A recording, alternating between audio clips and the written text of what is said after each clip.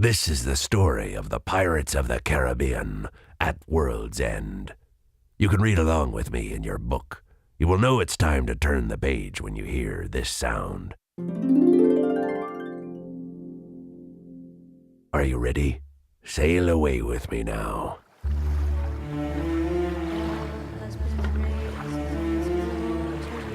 At the docks in Singapore, a woman's voice rose through the swirling fog.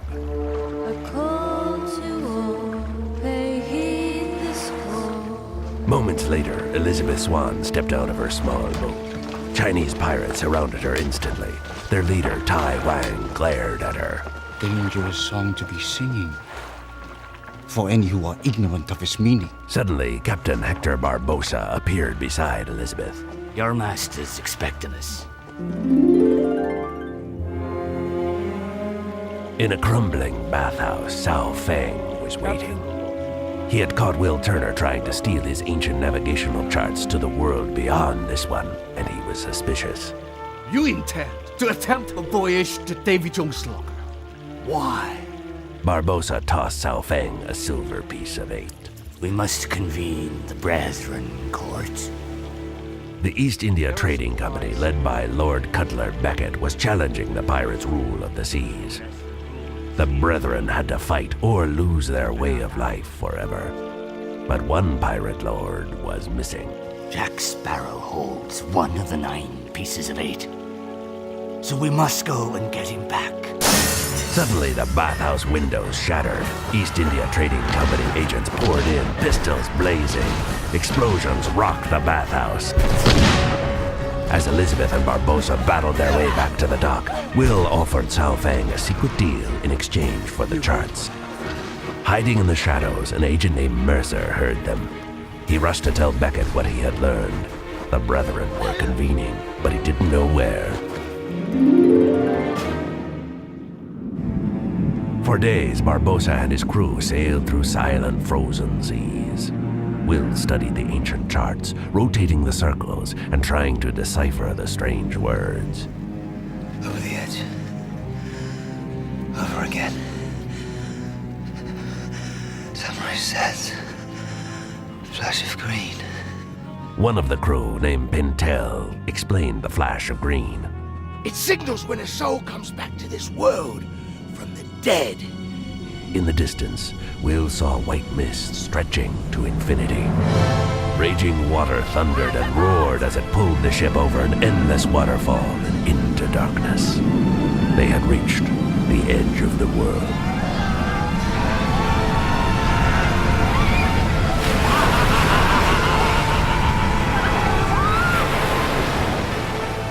Barbosa's crew stumbled from their wrecked ship onto a deserted shore. A white-hot sun burned in a cloudless sky. Elizabeth gazed at the endless emptiness. I don't see Jack.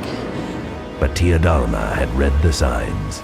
Witty Jack is closer than you think. Just then, the Black Pearl appeared sailing across the burning desert sands on the backs of 10,000 crabs. Jack Sparrow was at the helm. Elizabeth ran to greet him.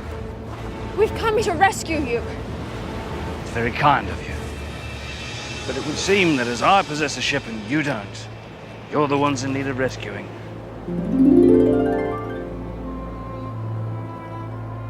But no one knew how to return to the land of the living. If they didn't escape before sunset, they were doomed to sail between the worlds forever. Jack studied the chart's mysterious words. Up is down. Suddenly, he understood. They had to roll the boat over. Jack and the crew raced from one side of the ship to the other, rocking it wildly. As the sun began to sink, Jack shouted, Now up is down. The Black Pearl rolled over and spun back up.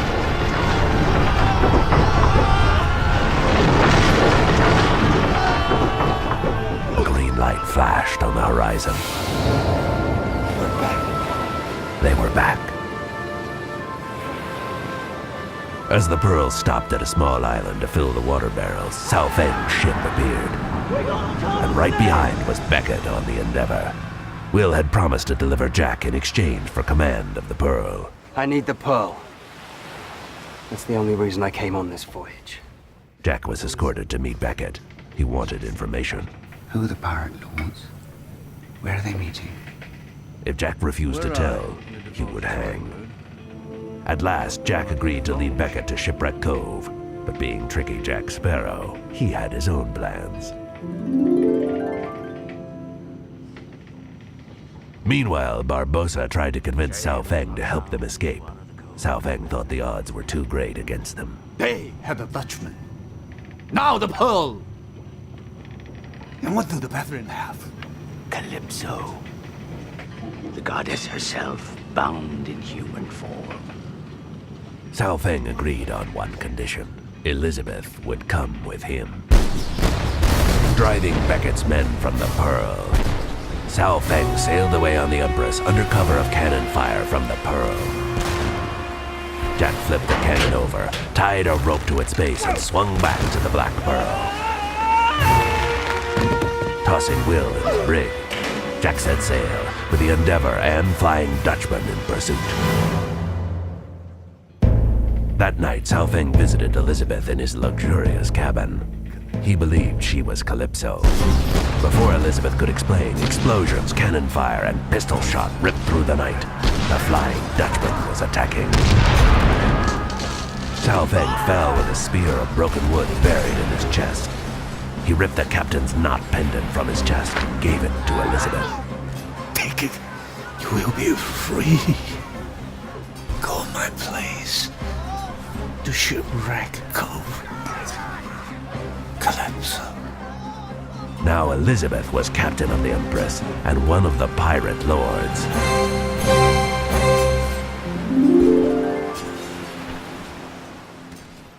But a few moments later, she was a hostage imprisoned in the Flying Dutchman's brig. She called for Will's father. Bootstrap. Slowly, Will's father, Bootstrap Bill Turner, emerged from the ship's hull and warned her about Will's plans to save him. If he saves me, he loses you. Tell him to stay away. Tell him it's too late. I'm already a part of the ship. Later that night, Elizabeth escaped the brig and crawled across the tow line back to the Empress. Meanwhile, Will had escaped the Black Pearl's brig and was leaving a trail for Beckett. Will wanted to save his father from Davy Jones, but if he succeeded, he knew he would lose Elizabeth. To Will's surprise, Jack offered to stab Jones's heart and bind himself to the Dutchman. He gave Will his compass and shoved him overboard. My regards to Davy Jones. When Beckett and Jones plucked Will from the sea, he presented his demands. You will free my father. And you will guarantee Elizabeth's safety. Along with my own. Then he held up Jack's compass. What is it you want most? The circles of double-crossing deals, betrayals, and secret plans were drawing tighter. And at their center was Shipwreck Cove. As the rocky cliffs of Shipwreck Island came into view, Tia Dalma commanded Barbossa to force the Brethren to free her. Barbossa refused. It took 9 pirate lords to bind you, Calypso. And it'll take no less than 9 to set you free. He threw her in the brig and sailed into an enormous dark tunnel hidden in the cliffs. Deep in the island, the Brethren were gathered for the first time in many lifetimes. Barbossa called them to order. I convene this, the 4th Brethren Court. Your pieces of 8, my fellow captains. One by one, the pirate lords tossed their pieces of 8 into a wooden bowl. But Jack fingered the circlet coin in his braid and hesitated. Might I point out that we are still short 1 pirate lord, and I'm as content as a cucumber to wait until Sao Feng joins us. Elizabeth's voice rang out and she strode into the room. Sao Feng is dead. Jack was stunned and a little upset to see her wearing the captain's knot pendant. He made you captain? But she had even more news. Our location has been betrayed. Jones is under the command of Lord Beckett. They're on their way here. Elizabeth wanted to fight, but the pirate lords believed they had no chance against the Flying Dutchman. Then Barbossa revealed his plan. Gentlemen, ladies, we must free Calypso. The pirates roared with anger. The gathering quickly disintegrated into a pushing, shoving, yelling, kicking brawl.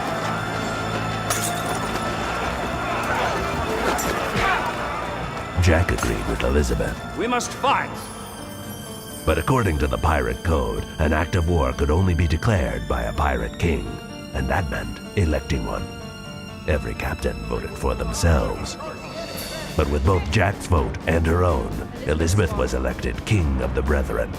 Her orders were simple. At dawn, we're at war. Amidst the cheers and shouts, Jack saw Ragetti take the bowl with the pieces of 8, but he kept quiet. The pieces of his own plan were now in place. At dawn, the Black Pearl and the pirate fleet prepared for battle. As the Endeavor sailed into view through the morning fog, the pirates screamed their blood-curdling battle cries. Then the fog lifted and silence fell. Hundreds of ships, the entire armada of the East India Trading Company, surrounded them. The Flying Dutchman was in the lead. All eyes turned to Jack, but he had only one suggestion. Pole? Meeting on a narrow, windy beach, Elizabeth proposed an exchange. Will leaves with us. And you can take Jack. As Jack walked toward Beckett, he dropped his circlet coin in the sand. His eyes met Barbossa. Beckett was certain of victory. He didn't see Barbossa pick up the coin and close his fist around it. Barbossa had Jack Sparrow's piece of 8, and now he was going to do what he had always wanted. Release Calypso. Back on the Pearl, Ragetti tied Teodalma to the mast and bound her hands. Barbossa tore the captain's knot from Elizabeth's throat, dropped it in the bowl, and set the pieces on fire. Then Ragetti spoke. Calypso? I release you from your human bonds. Teodalma began to grow. The ropes and manacles snapped as she rose, towering above them. Barbossa knelt before her. Unleash your fury upon those who dare pretend themselves your masters. All mine. Calypso screamed. Then she dissolved onto the deck in the form of 10,000 crabs. They scurried over the side of the ship. She was gone. And so were Barbossa's hopes. There was only one choice left. Fight. Elizabeth sounded the call. Listen! The Brethren will still be looking to the Black Pearl to lead. Gentlemen. Hoist the colors. On every ship, the pirates' fleet echoed her cry and raised their flags. The ships surged forward, and the wind began to rise. Clouds swirled overhead, forming a whirling disk of blackness. Lightning stabbed the sea, and where it hit, a giant whirlpool opened. The Black Pearl and Flying Dutchman plunged into the swirling abyss.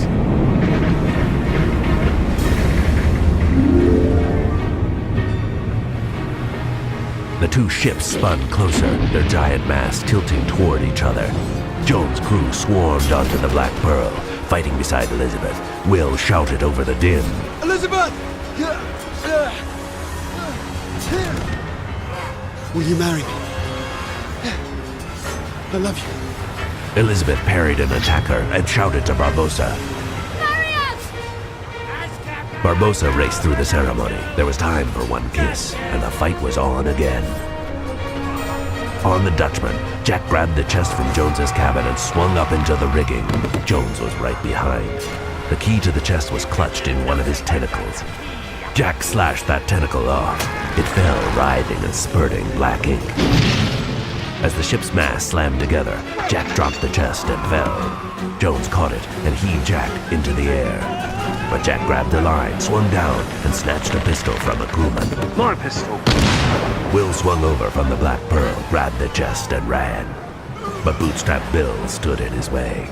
Not recognizing him, he slashed at Will furiously. It's me! It's Will! Your son! As Will defended himself, the chest slid from his grasp. Elizabeth swung to the Dutchman and held Jones at bay as Jack crawled to the chest, clutching the key. Will rushed to defend her, but with an evil grin, Jones plunged his sword into Will. As Will lay dying in Elizabeth's arms, Jack knew what had to be done. He buried his sword in Jones's heart, but Will's hand was on the hilt. With an unearthly scream, Jones clutched his chest and plummeted into the abyss. Will Turner was the Dutchman's new captain.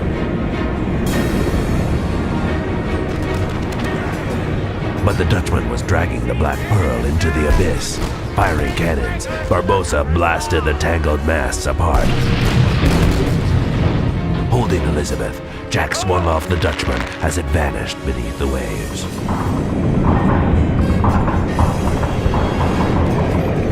But the Endeavor was bearing down, preparing to blast the Pearl into oblivion.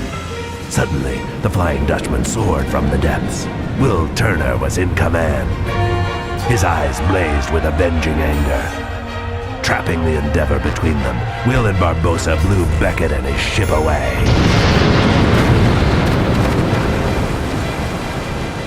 The battle was won.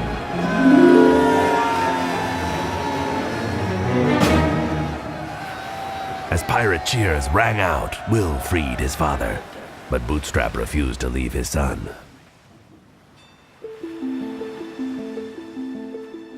On a deserted beach, Elizabeth met Will one last time. She promised to keep the chest safe for his return. Then he was gone.